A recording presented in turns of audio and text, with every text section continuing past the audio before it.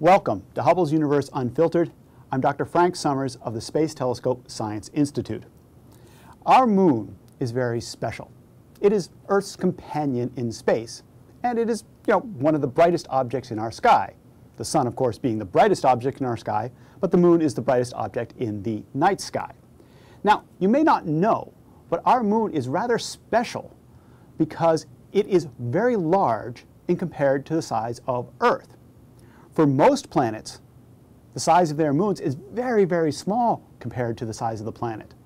For Earth, the moon is about 1/4 the size of Earth. And having such a large moon allows us to see some pretty spectacular things. For example, sometimes the moon actually passes in front of the sun, and due to an amazing cosmic coincidence, it can actually cover the entire sun. And we can see not the sun, but the solar corona around the sun. And as I said, this is an amazing coincidence, the fact that the moon happens to be the same angular size in the sky as the sun. And let me just note that that won't stay true forever. The moon is slowly moving away from Earth, and so eventually there will come a day when we can no longer get total solar eclipses. The moon will be too small in the sky to cover the sun fully. But that's not going to happen for millions or billions of years, so you don't need to worry about that. We will still see total solar eclipses during our lifetimes.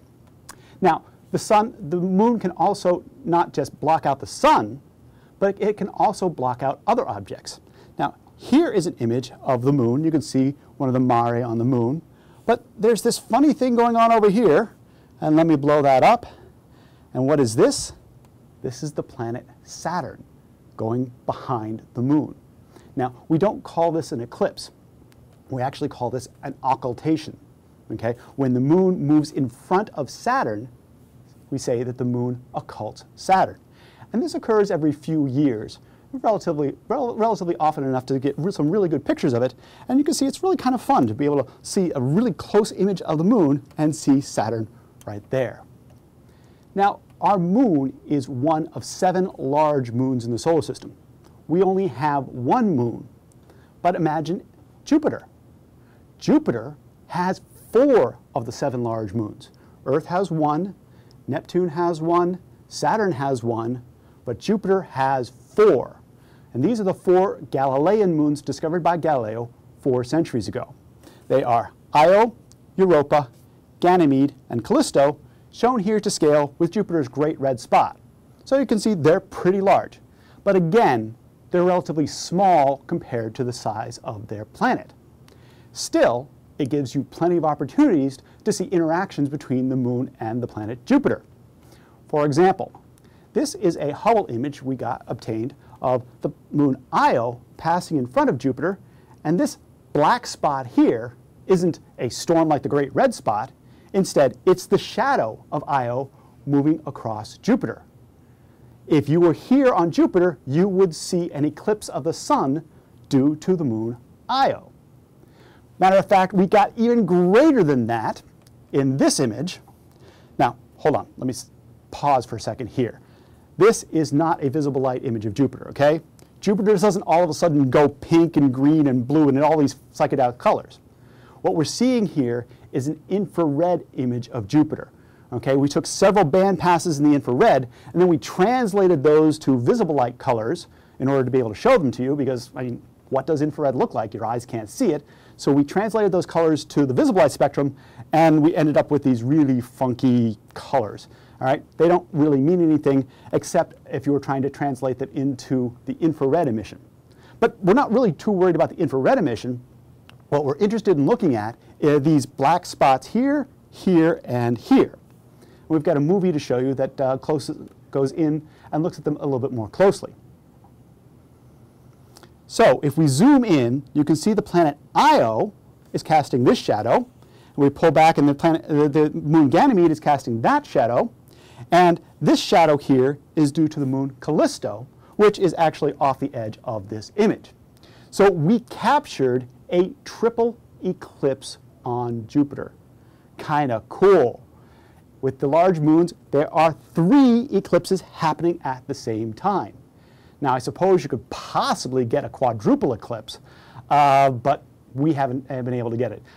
We should probably calculate when the next one of those is going to happen. And if Hubble's available, I'm sure Hubble will get an image of it. Now, just like we can see eclipses as well as occultations with our moon, we can also see eclipses and occultations with Jupiter. This is an image we recently released of the planet Jupiter occulting the moon Ganymede. Let me blow it up a little bit so you can see it a little bit more clearly. Here is the limb of Jupiter, and here is the moon Ganymede passing behind it.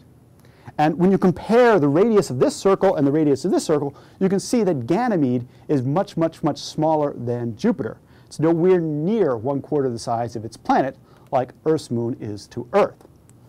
And so we see Ganymede slowly passing behind Jupiter. We actually got a series of these images, and here they are. And these images aren't all taken in the visible light. Matter of fact, these images over here and this image here, these are taken in ultraviolet light.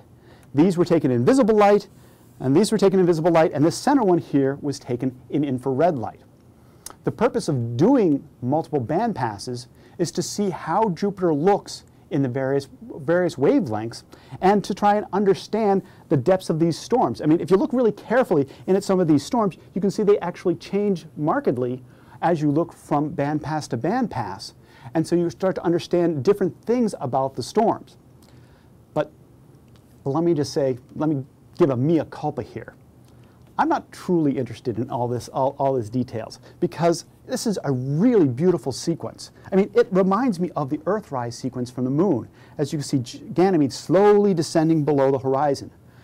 I really was attracted to this simply for its poetic value, and the poetic value of watching Ganymede being occulted by Jupiter. And there, the moon slowly passes in behind the planet Jupiter. It's very beautiful and rather poetic, and I think kind of magical. But I'm a geek. I have to destroy the magic every now and then. This isn't truly a movie, okay? Because Hubble, first of all, doesn't take hundreds of pictures. In order to create a movie, you need hundreds of frames. I just showed you the images Hubble took, that and a few more. So there may be 10, 20 different images that Hubble took. And to create a movie like this, you need hundreds of images. So what they had to do was interpolate the frames in between the Hubble images. Furthermore, I just showed you that they observed in many different band passes. And you didn't see the surface of Jupiter change during that movie. So they had to then take a common Jupiter, bring Jupiter to a common view from the various band passes as they did this movie.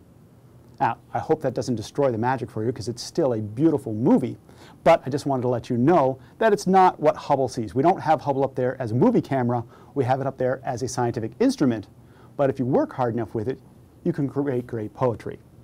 And to me, this sort of reminded me of the children's book I've read many times to my kids, Goodnight Moon. And so we labeled this episode Goodnight Moon. And let me just sign off by saying good night to Ganymede. Take care, and we'll see you next time.